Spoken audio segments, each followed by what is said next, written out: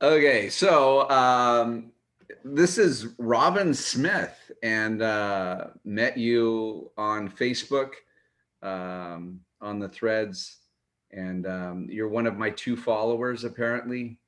Yep. So I told you about some of the stuff I'm doing. I said, hey, would you be willing to do a video? You said, yeah. So what's the subject? What are we talking about? Um, well, I just thought we'd just talk. This is the first time I've ever done something like this, so I'm a little, you know. But someone let me know yesterday that their book came out on audio. Yeah. So let's talk about that. Well, that's going to be exciting. Okay. What do you want to know? Well, for one, I didn't know you was a preacher's kid. I didn't know that. Oh, wow. Yeah. I think we've been friends on Facebook for, I'm gonna guess, about eight years, maybe. Yeah. It's been a while. No, more active friends lately. But I never knew you was a preacher's kid. Yep. My dad was a Pentecostal fire and brimstone pastor. He had a small church out in Elmira, Oregon for a while. Prior to that, he did tent meetings. He would have revival services and go from town to town and set up it was like a circus tent. It was this big, massive tent. I was raised Pentecostal, so I know exactly what you're talking about. Oh yeah, everything was wrong. Everything. I mean, if you moved outside of the bed in the wrong way, you were sinning. And so, yes. Yeah, there was a lot of, I mean, in spite of the, like I said, the method and means that goes behind some of that, there was a lot of good that came out of it too. And of course, I mean, me being me, I rebelled against the stuff everything I thought was ridiculous, Yes. But yeah, I mean, it had a formidable impact on my life for sure. So, well, I think it's chapter, I don't know, I can't remember, maybe chapter 2. I do plan on going back and listening to it again, and I do want a hard copy. It is something that your book, I think, is, as I was listening to it, I want to say read it, but I didn't read it. We both know I didn't read it. Yeah. But I'm like, oh yeah, I learned that too. Oh yeah, wish I'd known that earlier in life. And it's like I told you, me and my husband, a lot of your book, thank God for the people that came in our life and were those mentors to us, guiding us in the financial way to go. But the way it started, I think in chapter 2, you talk about, the giving, when you're in church or when you're raised like we were, you're supposed to give 10% of your earnings to the Lord. And I was raised like that too. And I was like, wow, I didn't know he was a preacher's kid. I wasn't a preacher's kid, but I might as well have been, because if the church doors were open, we were there, But I remember learning at a young age that no matter what I made, you give your part to the Lord, and he will always provide. It's like you said in your book, it might not come back in the form that you think it's going to come back. Right. It may not come back the way you think it's going to come back, or the way you want it to come back, but it does come back. And there's been times in my life that, I didn't do the 10%, or I didn't give like I was supposed to. And I know your book wasn't about tithing. I know that, but I related it with my tithing, But when you do that and you give, it does come back to you, because when you don't, God finds somebody that wants your money, and he'll get his, my husband and I now, we're more financially stable than we've ever been in our life, and we try to help everybody. And part of your book was talking about, giving to others and doing for others. And we try to do that as much as we can. Not that he has a limit on what we give. It's not that. It's just, if I see somebody that's in need, I'm ready to help them right away. I'm like, let's get some money and help these people. And he's like, okay, wait a minute, time to, we can't help the whole world. We cannot give to everybody. We can't do that, because this is our time in life to where, we need to start thinking about ourselves too, but another thing in your book you was talking about that I did when I heard it, is about receiving. Right. That's hard for me. It's hard for me too. But you made a lot of sense when you said, when that guy, your friend, that you ate, breakfast with so much, that's, I can't tell you. If somebody walked up to me right now and handed me $200, I can't tell you that I would take it. If they said, God said, give you $200. Now I know, I believe in stuff like that, because I've had that happen to me where for other people, it's like they can receive it, right? But not me. I'm good. I'm fine. Mm-mm. Yeah. If I took $200 from somebody else, I would be like, oh my gosh. Even if they made me take it, I would come home and think, okay, who can I give this money to? Because I can't take somebody else's money. I don't need it. Right. But it's not about that. Right. It's bigger than that. It's about, if you're going to give like that to people, then you got to be willing to be the recipient whenever, that person needs to give, Right, because refusing that takes their blessing. Mm-hmm. But that's hard for me. So yesterday when I had it on coming home from work, and I'm like, oh wow, that is so us. That's Brent too. We're just like, we're good. We don't need anything. Well, it's not about if we need it. It was about if God told, if God laid it on somebody's heart to do something for you, it's not about you needing that. Right. It's about them needing to listen. Yeah. And me learning to take it. Right. But that's hard. Yeah. Yeah. And that's, giving and forgiveness are like the mantra of the Christian faith. From what I know, and welcome whoever's watching to argue, but giving and forgiveness, those are the two big things when it comes to the Christian faith. And it's like, although those things are good things, as you get older, you kind of realize that some of that stuff can kind of turn into a form of toxicity and dysfunction and abuse if you're not careful, because there are people that will take advantage of that. And they do, and they will. We just had a situation here in my home. We hired a contractor to come in and do some work. My house is a wreck right now. Thank God you can't see it, but to do redo 2 bathrooms and 2 bedrooms. Now this person, did I know them personally? No, but we had common, people that we knew. Trusted them to come into our home.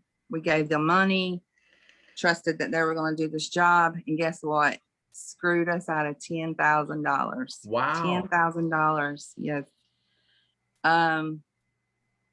Still trying to decide how to handle it. We do have new contractors in to fix the problem. Not only did we get screwed out of this money, but everything that this contractor did has to be redone because it wasn't done right. It wasn't done correctly. So now we're not in the hole for just that, but we're in the hole fixing the problem. So when this first happened, it pisses you off, Right. somebody come in and, but my husband, it really got to him. I mean, he was just like, I just cannot believe this. And that somebody would do that to you. But, this person knew how good we were. This person knew how giving we were, made comments, personal comments to my husband, messages, how thoughtful and considerate and how much I would go overboard for somebody in need, and then they did this to us. So, but with my husband, if you object, see, the funny thing is I like to call them takers. They'll take, and then if you object, if you say, hey, wait a minute, I'm being taken advantage of here. yes, There's an issue. They'll turn it on you and try to make yes, you feel guilty for saying something. That's and how, yes, yeah, that's how twisted. that's exactly what he did. But with my husband, he, that human part of him was coming up, the flesh, because he's trying to, since he got saved years ago, he tries to handle everything Christ-like, handles everything the way God would want us to handle it. When inside, the flesh is trying to come out and he's just wanting to go rip somebody to pieces, Right. But so he had to give it to God and let God deal with that. And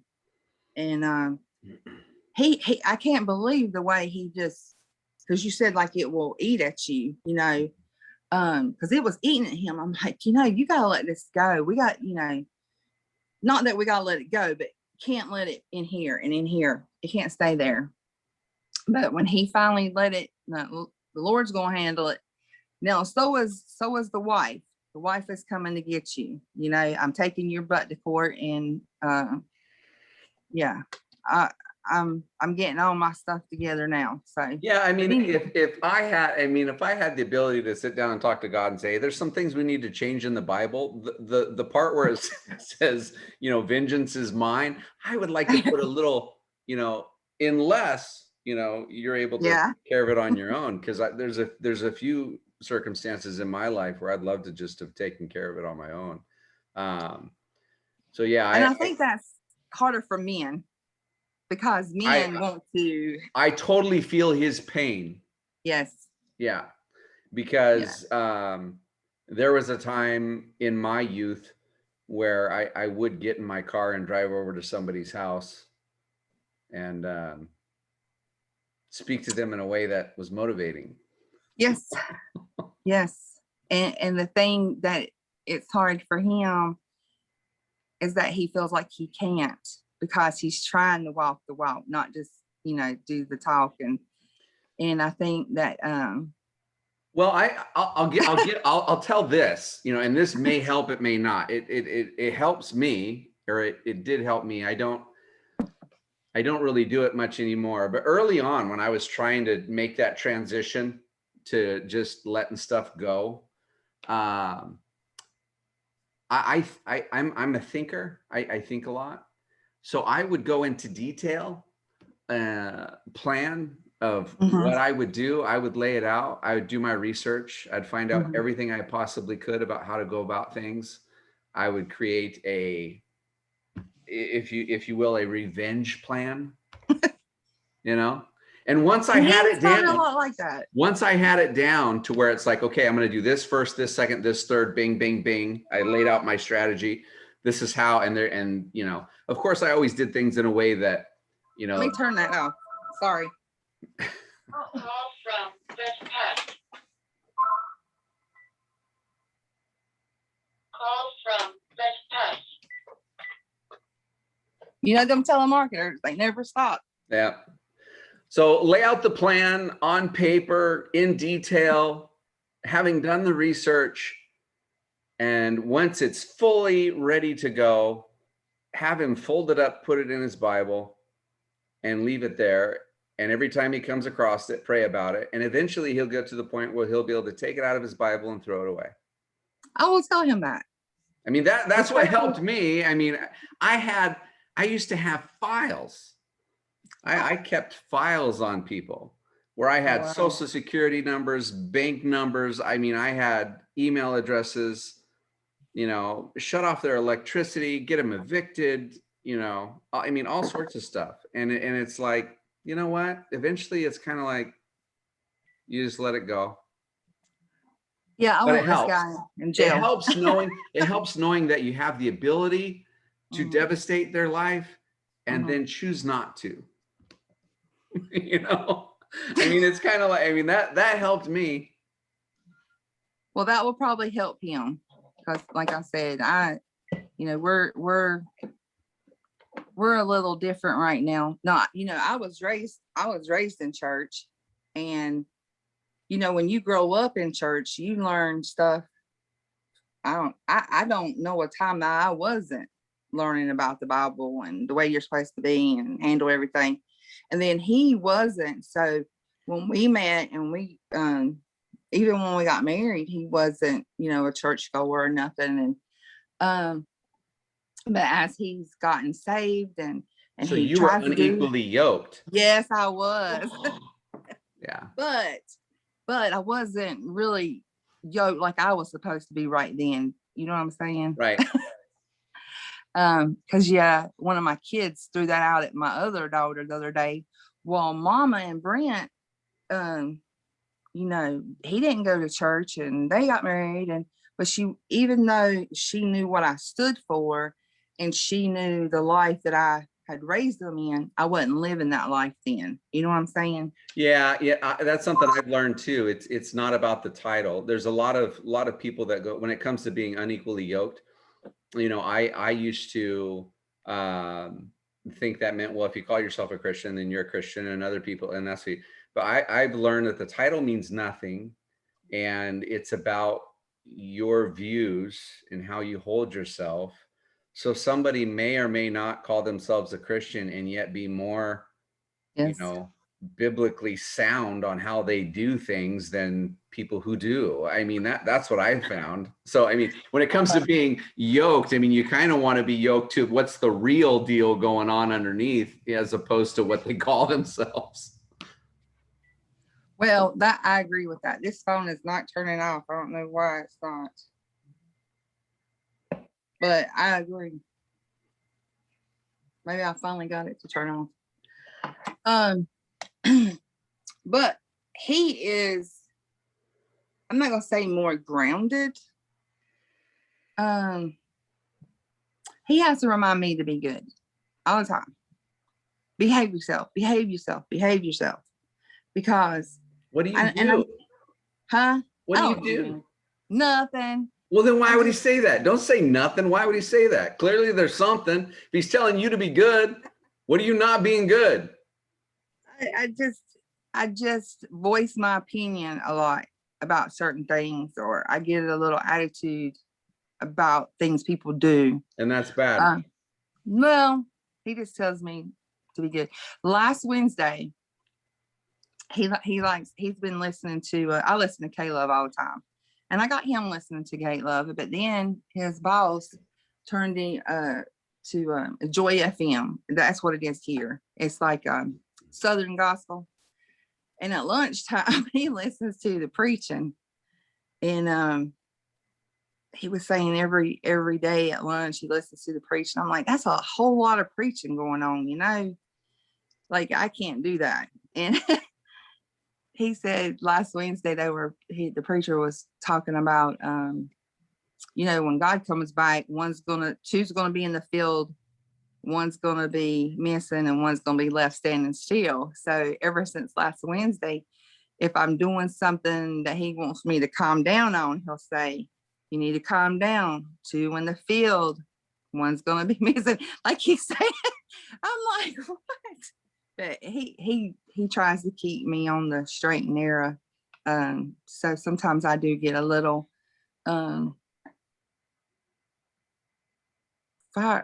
I get a little upset about people. A strange truck just stopped in front of my house. Do you feel the need to grab your binoculars? No, maybe my gun. Okay. But they So pulled you off. get upset about people. What upsets you about people? Stupidness. Just stupidness. Like Yeah, what? just stupidness. What's stupidness to you? What does that mean to you?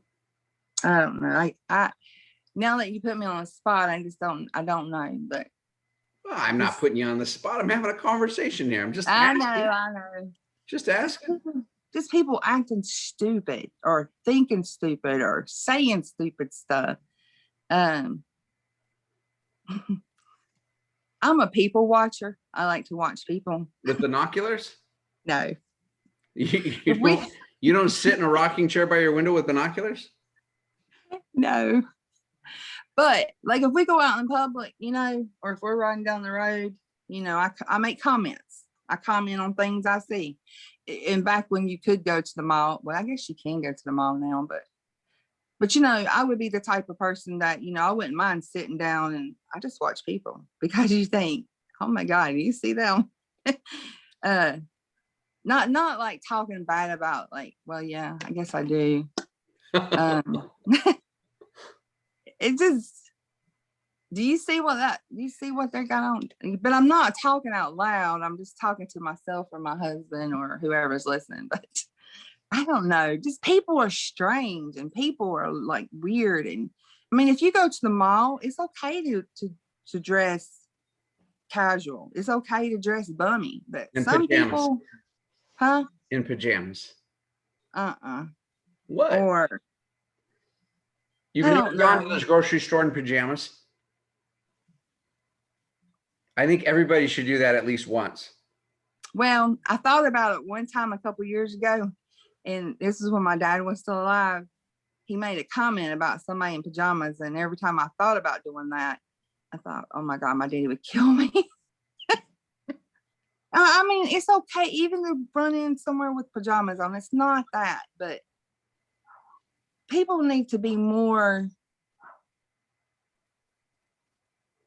aware of what they have on, that it doesn't look good. Everything doesn't look good on everybody. Does that make sense? Okay, so you're not necessarily, I was just going to clarify a minute there because I tend to dress like a slob personally.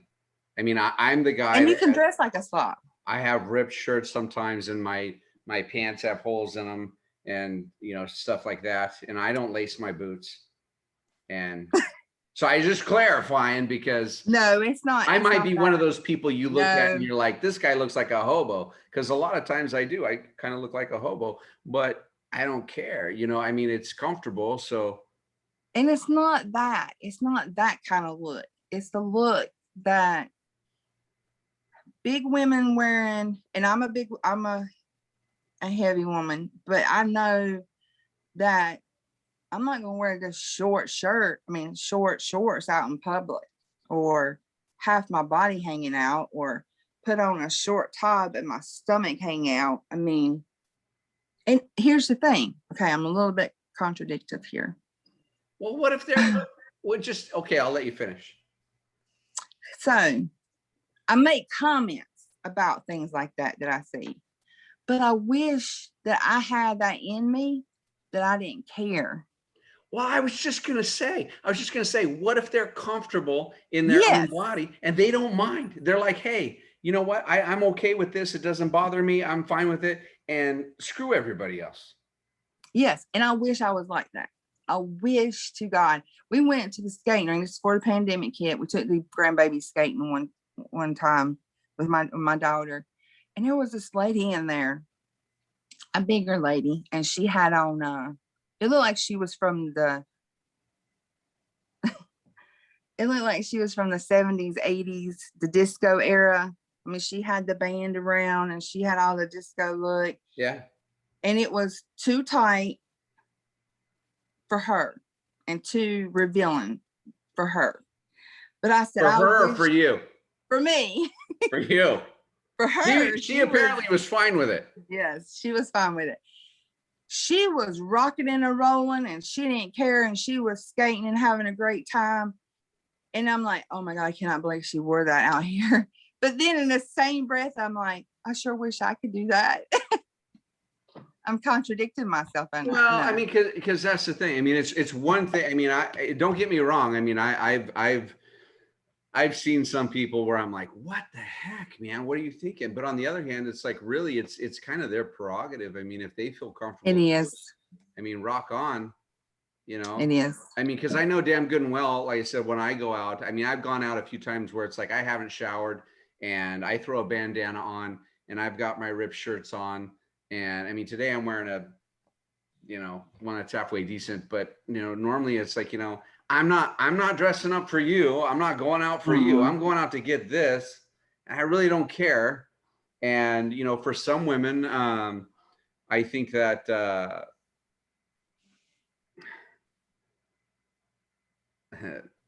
I hesitate saying this because I know this is being recorded. I'll put up, but women have a need. They have a need, a desire to feel attractive, and so sometimes they'll put on makeup or do things with their hair or put on different clothes that make them feel good. They're not doing it for anybody else. It's like they're doing this for them. So it's like if they're going to go out in the Speedo or whatever, or the bikini, and everybody else is going, oh my God. I mean, if it makes them feel good, then, you know, I get that.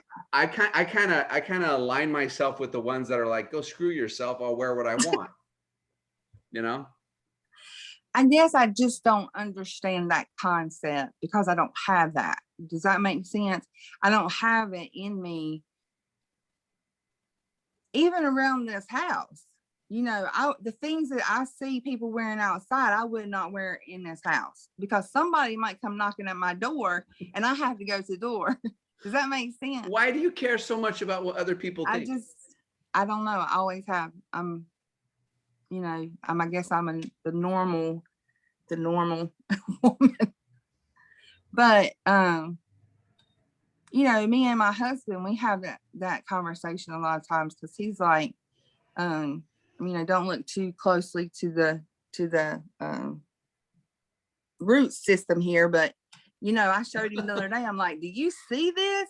And he's like, I don't. I hadn't noticed anything until you pointed it out. I got no clue. I mean, I'm a guy, and I mean, there's some things I'm just not going to notice. I didn't notice whatever we're talking about. The grays. I mean, that is the some gray. Of it is gone. Oh my God! Gray. Why is this blurry? I don't know. I don't know why it turned blurry on me. My side is clear, but it's starting to clear up. Mine's blurry for some reason. I think my camera's having trouble doing video. There it is. There I am. Mm-hmm. Yeah. So I mean, look at this gray. Look at the gray. I got gray in my hair. I'm losing it. Look at it. You can see the bald on my head. But for women, for this one, this is, as long as there's color, this is not going to happen naturally. Because he says, you know, he wants the old natural. You know what I mean? I don't have to wear the makeup. I don't have to put the color in. Just be natural. Well, we can't do that, you know, because we don't feel. We can't, or you can't. You can't. Just can't. Can't. Yeah. Yeah, I can't. I mean, I can go without makeup. Yeah, of course. You know, I'm not that vague or nothing, but, and I reckon I could go without color, but no, not until I'm just too old to put it on or something. I mean, so there's some things that are simply unacceptable in your mind, but only for me. But apparently not only for you, because when you go out and see other people, you say, you look at other people and you're like, hey, yo. Well, that's when they dress like they went to Walmart. You know, like Walmart in the middle of the night. You know? Yeah, I've been to Walmart plenty of times in the middle of the night. Oh my God. I do my best to contribute to the Walmart status quo when I go to Walmart in the middle of the night. This one man one night come up in there with a robe on. I think he did have on slippers to get. What time was it? It was probably about 2 or 3 o'clock in the morning. Yeah. So it's 2 o'clock in the morning. He realizes he's out of milk. He's going to get a bowl of cereal. He's like, screw this. I'm not going to get dressed up at 2 o'clock in the morning to go to Walmart to get some milk. I'm going to go freaking get some milk. So he shows up in his room. I was like, where is he going to pull his wallet out? I mean, Well, yeah, the robes have pockets. I know. But I'm just saying, no, I'm not that petty, like, but you know what I'm talking about. There's just some things you think there's no way in this world. And I'm not talking about you and your holy shirts or no laced. I'm not talking about My that. holy ripped up shirts have caused me grief in the past by other people, So don't does like my it. husband. He has those shirts too, where the arms are literally hanging down here. Yeah. Well, I'm just saying, Throw it away. So don't get me wrong. Like I said, at one point, I can relate to you in that I will see something that's off or odd, and I'll be like, "What the frick is up with that?" But on the other hand, I'm also like, "Hey, shit! If it works for them, what do I care?" Mhm. And I guess I really don't care. It makes me question their judgment that day. Well, then you would question my judgment a lot, because most days I'm like, I "I'm not do doing it." question your judgment a lot. What the? Actually. I mean, I've had jobs where I had to show up. I had to wear suits every day, and it's like, I can do that, but that's not the natural me. The natural me is to wake up and put on jeans and a t-shirt. I mean, that's Right. the natural me. So when I go out, I mean, I kind of wear what I like to wear. I mean, I don't, you know, and like I said, for some women, generally speaking, a lot of times when they go out, they're gonna either put on makeup or not wear makeup, or put on clothes or not wear certain clothes that make them feel better about themselves, Right. because they need that and they feel comfortable doing that. So if they go out and they're wearing something that is somewhat revealing or whatever, and it makes them feel good, then I mean, I may not like it. I may think that's jacked, but on the other hand, it's like, hey, rock on. If that's what you want to wear and that makes you feel good, hey, that's a rock on. That's cool. Yeah. I mean, you're right. You're right. Just like at that skating ring, I was like, God, I wish I could do that. I wish I could do that, but I can't. I couldn't even do it for Halloween. So, I mean, Not even for Halloween? I mean, not the way they were dressed, not, or she was dressed. No, it was too just revealing everything, like tank top too tight, too short, too revealing. Maybe she found it sexy. Maybe she thought she felt sexy wearing it. And I guess that's good that she felt that way. I'm sure she did. She wouldn't have had it on if she didn't feel that way, but I don't know. Women are rough. Women are rough on each other. You know that. Oh yeah. We just always been like that. Now the older I get, I can think that way, and like I'm thinking, I'm speaking my thoughts out loud now, but I would never say nothing to that woman. And if that woman, I would befriend her, that's. No, you'd be a stand-up person and talk behind her back. Yeah, right.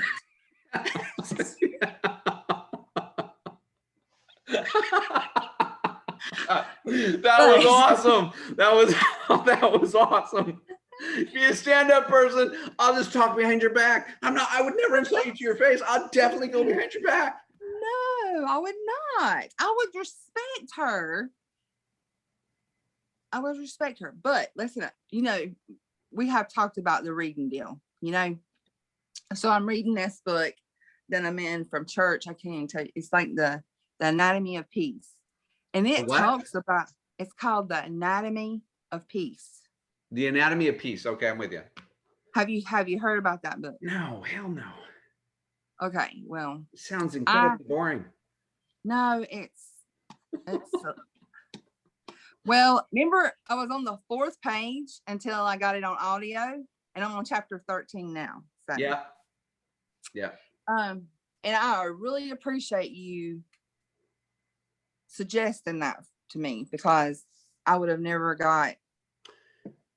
Dude, I kid you not. I had a friend suggest audio to me, and I at first was like, oh no, I could never get into audio. Now it's like I've listened to 30 books through audio. I mean, it's like the best. It's the But best. this book is talking about the way that we perceive people, and the way that, you know, if you see a Muslim, if you see a Black, if you see a Jew, if you see a white person, how we perceive people, you know, and like instead of seeing the situation, like, or what, I don't know how to explain it without getting myself in trouble, but seeing people as people. Oh, just say Seeing what you're people gonna as say. human. You're in a safe place. Like what you just said, you know, she, you know, I originally seen that woman as like, oh my God, I cannot believe she wore that, you know.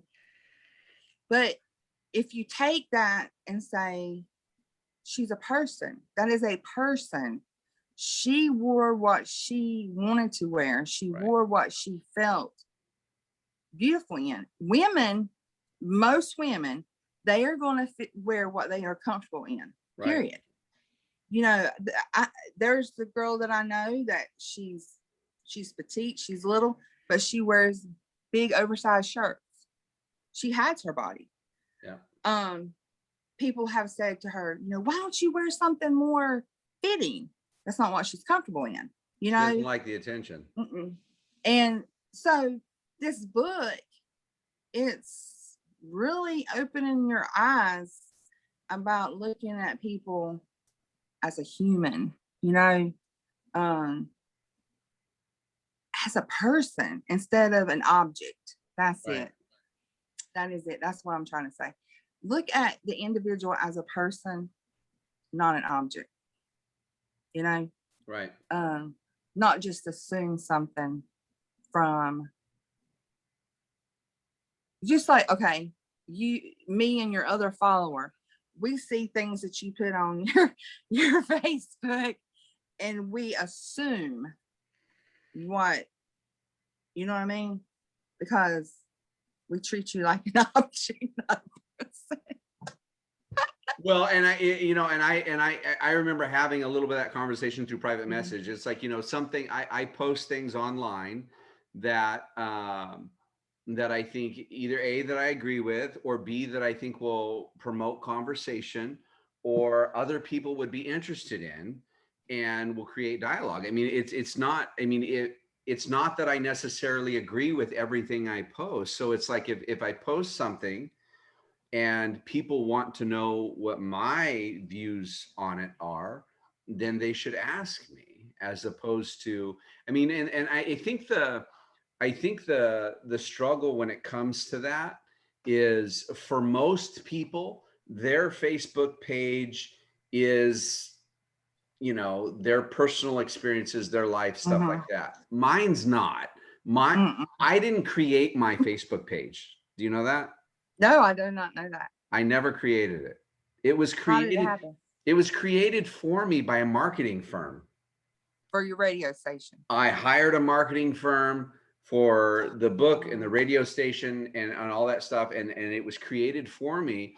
And when it was set up, I was told specifically to, number one, post frequently, you know, so that you're in the front of mind of everybody. And you do.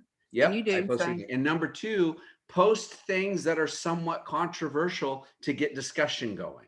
And you do that too. And I do that too. And so the other thing, you know, it was, and I actually learned it later, was to add women. Add women. I mean, if you're marketing or selling a product, when it comes to marketing and sales, you market and sell to the females, and the men follow, you know. So the vast majority of my quote unquote friends on Facebook are female, because I simply sent friend requests to multiple different women, and for the sole purpose of drawing them to my wall, creating discussion. And hey, men started popping up.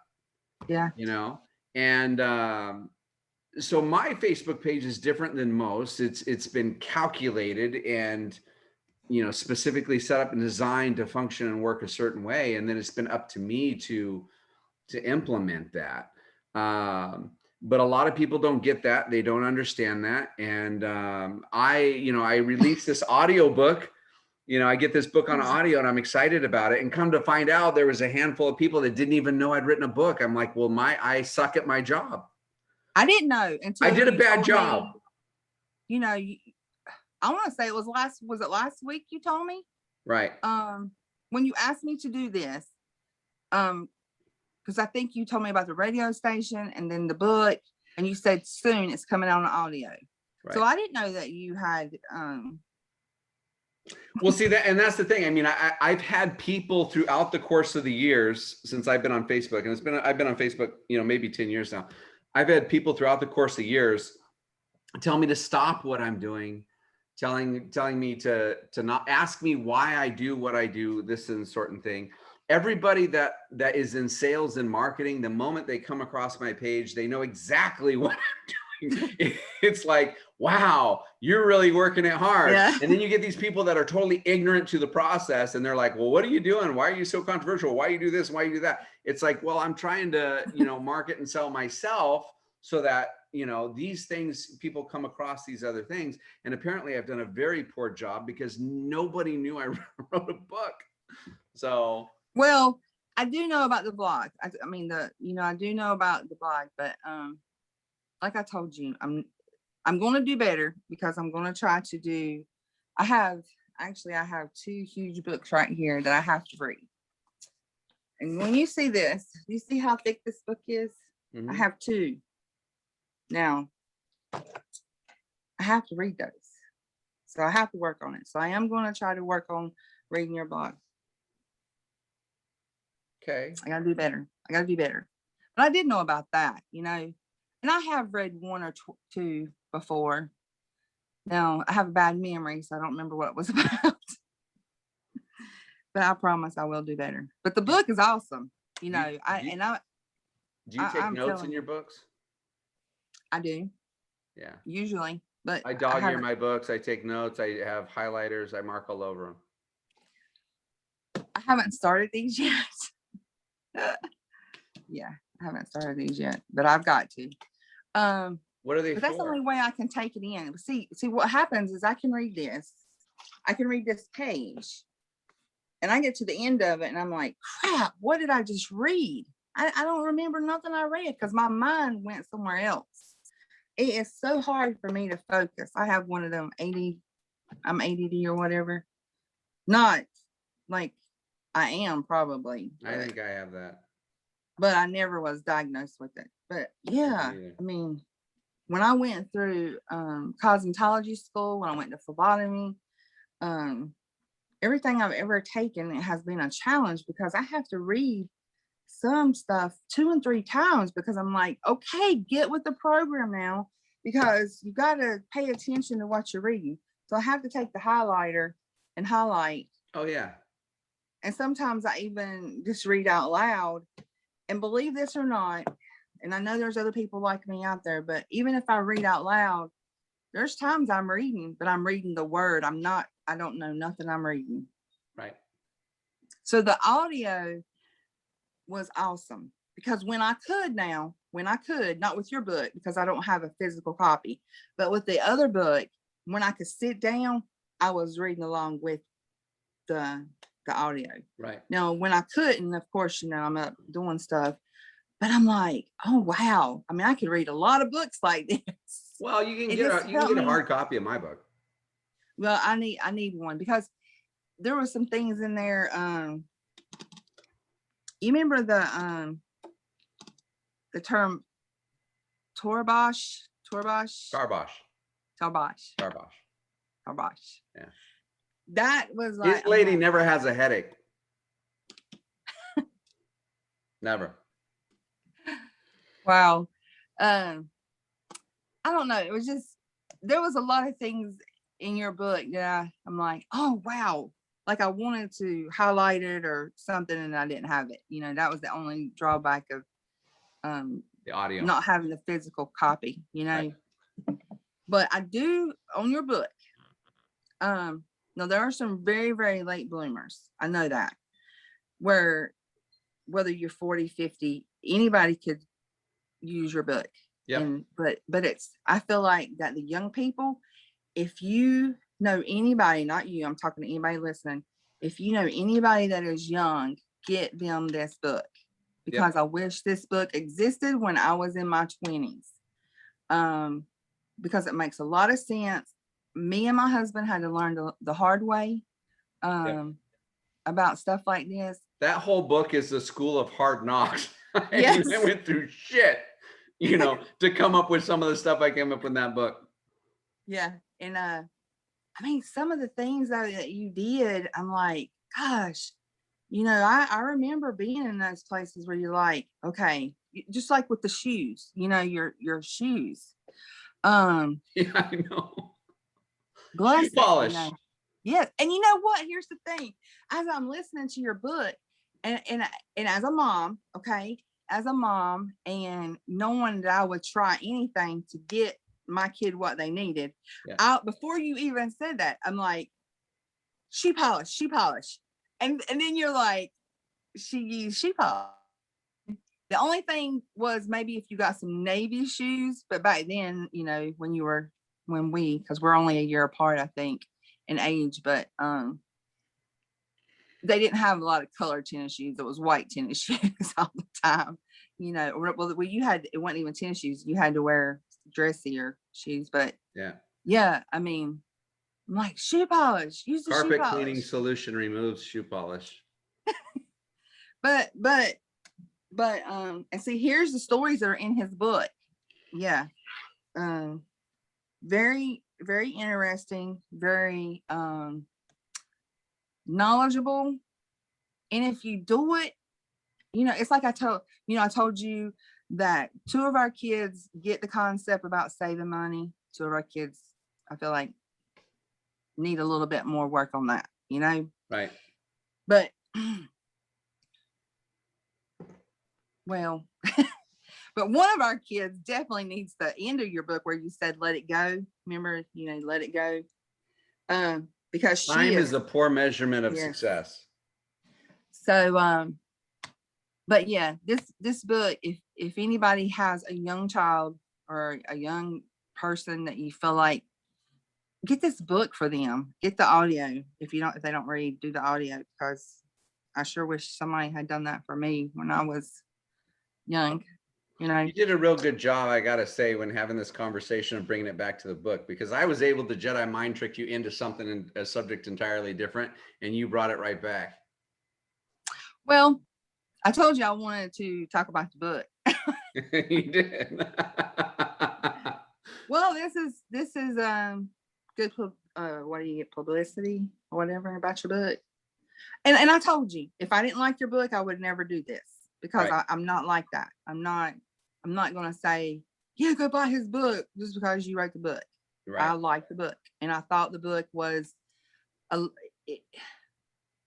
because I felt like I was not reading, but I was listening to my life, mine and my husband's life together, especially of things you learn and you go and, you know, and don't keep up with the Joneses. That was one thing we learned. Never, ever try to keep up with the Joneses. We did that one time, got ourselves in a mess. Yeah. And had to get ourselves out of the mess. Yeah. And, you know, everything to go fuck off. Yeah. Mama, I didn't say that. I did. I did. Yeah. Yeah. But I mean, life is learning, and until the day you die, you're going to be learning. You're going to learn. So yeah, I mean, it's not that only young people can use that book, but I don't care if you put back $5 a week. $5 a week turns into some money sometime, you know. And you know. Well, and the big thing, I mean, the big thing about that, and I mean, in terms of that book, is putting yourself in a position to actually receive money. I mean, that's the thing. I mean, you don't get a job and earn a paycheck unless you fill out an application and meet certain requirements and blah, blah, blah. And so if you want money to come in a certain way, then you have to do the steps necessary to be in that position to receive. And if you're not willing to do the steps to do that, I mean, then money's probably not going to come that way. And I'm a big believer in multiple streams of income. You know, I mean, I was in the financial services industry for quite a few years, and I've seen many people that were either nearing retirement or in retirement that really could use another source of income. And there are some advisors that actually, when they're sitting down with retirees, they talk about starting a business on the side to supplement their income. And the thought always occurs to me, it's like, you know, gee, if you'd had that conversation with them 30 years ago, they wouldn't be in this situation now at 65, 70, where they need a little bit extra income. They'd haven't established something on the side.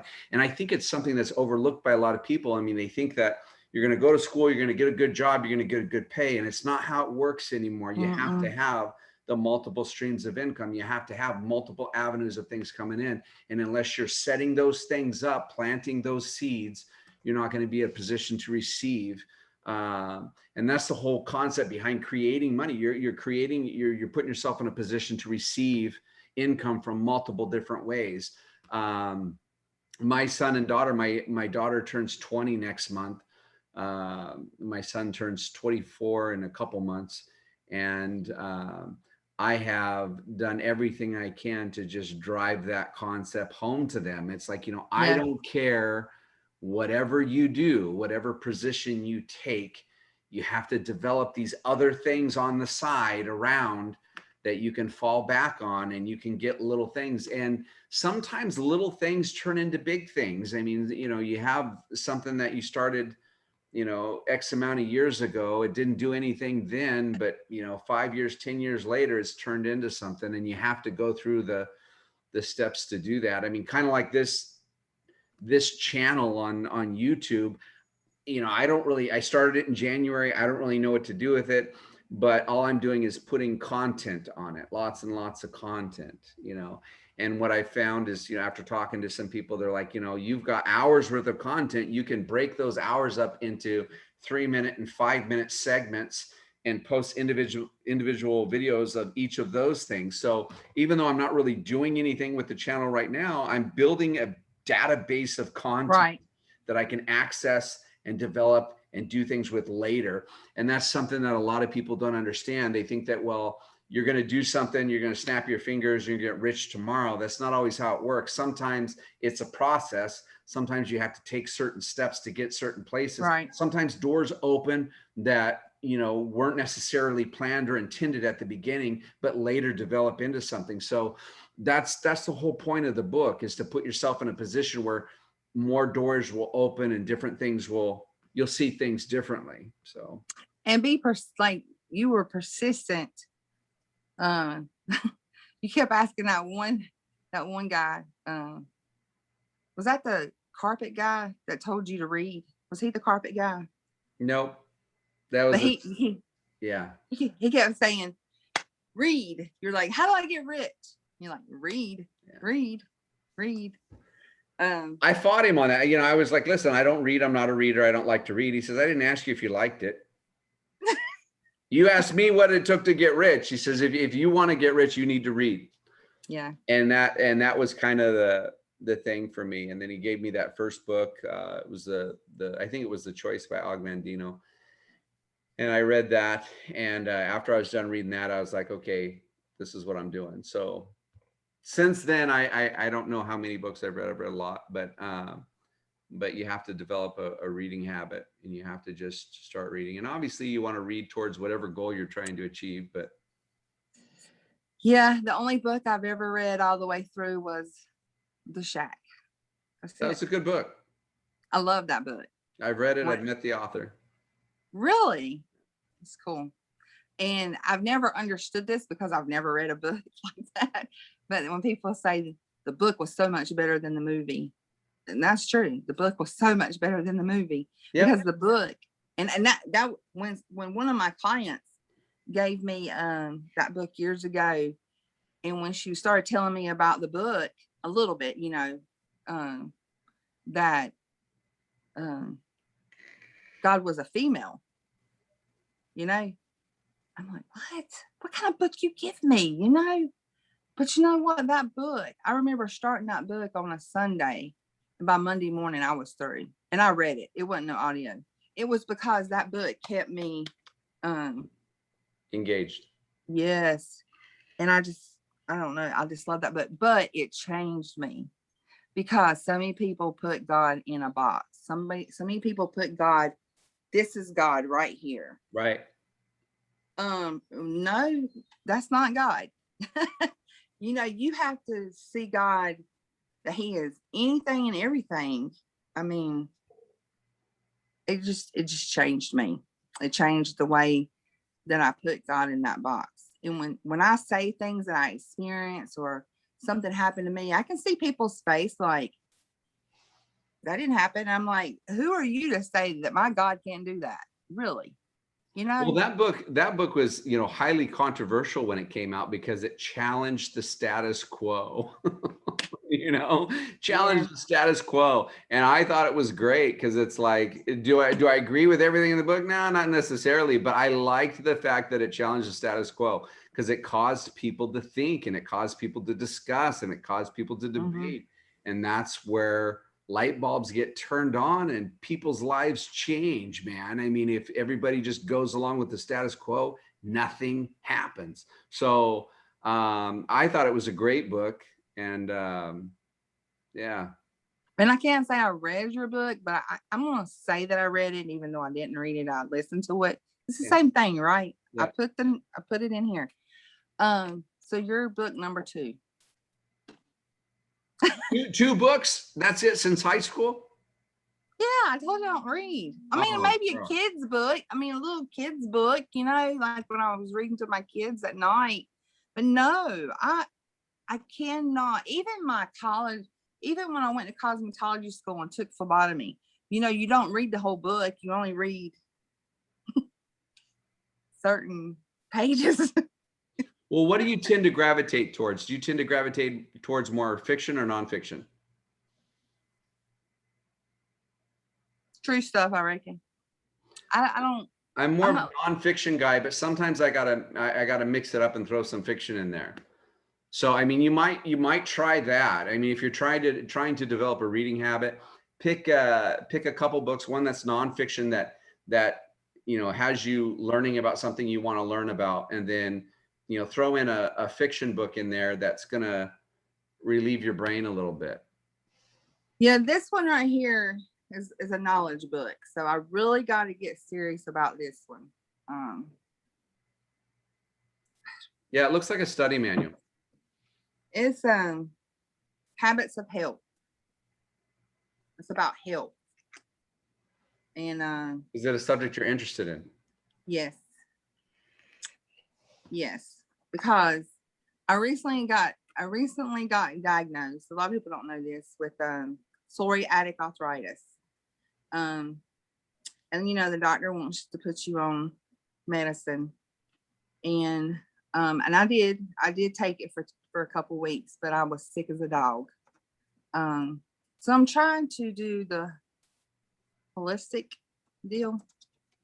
So the more I've changed my eating habits, I'm trying to, I'm 49.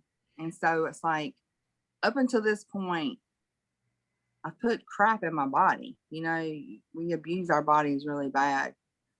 And I know some of it is probably hereditary, even though I don't know anybody in my family that has psoriatic arthritis. But, I just want to do more to make life comfortable without taking them drugs. Right. And I'm not against drugs, because there's medicines I have to take. She's not against drugs. Definitely use the drugs. I am against illegal street drugs, but I'm not against drugs that you. Clarification: illegal bad, prescribed prescription good. Take all the prescribed prescription. No, that's not what I said. See, I'm doing sign language here. But if you have to have it, and I'm not saying somewhere down the road, I might have to have this medicine, you know, Right. I may have to just be sick for a while. But And if you can avoid it through diet, you're going to do it. yeah, Smart. I'm going to try my best. So yes, that's what that book's about. And that's what the other one's about too. But it's not just about what you put in, like what you put into your body. It's about mind and spirit too, you know, because you have to think different. Because I thought when I first started this journey a month ago, 1 month today, I started this journey, and I thought, I can't do this. I'm not gonna be able to do this. And you know what? I've gotten through it. It's been 1 month and I've gotten through it. You know, I've lost 23 pounds in 1 month. Wow. Just changing what I eat, and taking this serious. Now, a lot of that is probably a lot of inflammation, you know, but I don't know if this makes any sense or not, but not that I needed that. I don't care about the label. Like, I knew how I felt. I knew something was wrong. People could look at you, like you could be sitting there in pain, severe pain, but you can't see pain. You know, I can only go on what you tell me. Now, I knew how I felt. I was hurting. I'm in a lot of pain. My arms, my hands, you know, my lower back. There's just certain parts of my body that just in like this throbbing agony pain all the time. So I'm like, something is wrong with me, you know, but to know that it's real. Not that I was faking it, But you got a diagnosis and that makes you feel Yeah. better. Yeah. well, my daddy, when I was a little girl, well, my daddy, he was a Marine, so he was a little tough, sometimes stern. If I was sick and mama was going to take off work and take us to the doctor, this is exactly what he said. You better be sick. Like when you went to the doctor, you better be sick. So Right. it was like, as a kid, I'm like, oh my God, please let something be wrong with me. You know, Right. you shouldn't think like that, because I don't want anything to be wrong with me or anybody. But when you know how you feel, it's like you need that validation that, hey, I'm not lying, you know, Right. something's wrong with me. But I do want to try to take care of this the holistic way as much as I can. You know, even pain wise, you know, I'm trying. That's good. So your next step is to put on your pajamas and go to Walmart and do some shopping I without might makeup, put a without makeup and your hair down. You just need to do it. Your husband needs to videotape it. He needs to post it on Facebook. that would never happen. It needs to happen. No, It needs to happen. never. Well, we have talked for an hour, believe it or not. Wow. And For we were someone- worried. You were worried. Yeah, I was worried. For someone who said she didn't know what she wanted to talk about, we talked for an hour. How do you feel about that? We did good. Yeah. All right. So we should probably wrap it up, huh? Okay. All right. So anyway, if you've been watching this, thanks for watching. Check out the website, www.larsonsblog.com. Like, share, subscribe, all that jargon. And thanks for watching. This was Robin.